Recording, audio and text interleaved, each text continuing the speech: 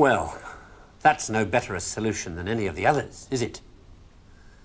So, in the end, have we learned anything from this look at why the world turned out the way it did that's of any use to us in our future? Something, I think. That the key to why things change is the key to everything. How easy is it for knowledge to spread? And that in the past, the people who made change happen were the people who had that knowledge, whether they were craftsmen or kings. Today, the people who make things change, the people who have that knowledge, are the scientists and the technologists who are the true driving force of humanity. And before you say, what about the Beethovens and the Michelangelos? Let me suggest something with which you may disagree violently. That at best, the products of human emotion, art, philosophy, politics, music, literature, are interpretations of the world that tell you more about the guy who's talking than about the world he's talking about. Second-hand views of the world, made third-hand by your interpretation of them. Things like that, as opposed to this. Know what it is? It's a bunch of amino acids, the stuff that goes to build up a worm or a geranium or you. This stuff's easier to take, isn't it? Understandable. Got people in it.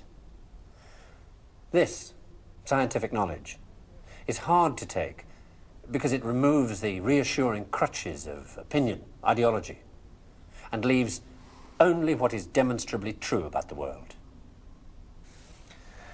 And the reason why so many people may be thinking about throwing away those crutches is because, thanks to science and technology, they have begun to know that they don't know so much, and that if they are to have more say in what happens to their lives, more freedom to develop their abilities to the full, they have to be helped towards that knowledge that they know exists and that they don't possess.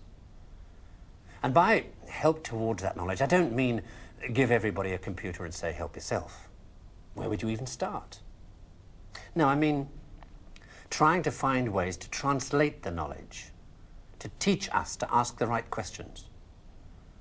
See, we're on the edge of a revolution in communications technology that is going to make that more possible than ever before.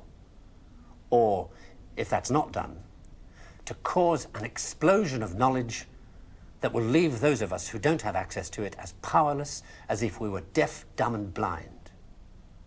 And I don't think most people want that. So what do we do about it? I don't know. But maybe a good start would be to recognize within yourself the ability to understand anything, because that ability is there, as long as it's explained clearly enough. And then go and ask for explanations. And if you're thinking right now, what do I ask for? Ask yourself if there's anything in your life that you want changed. That's where to start.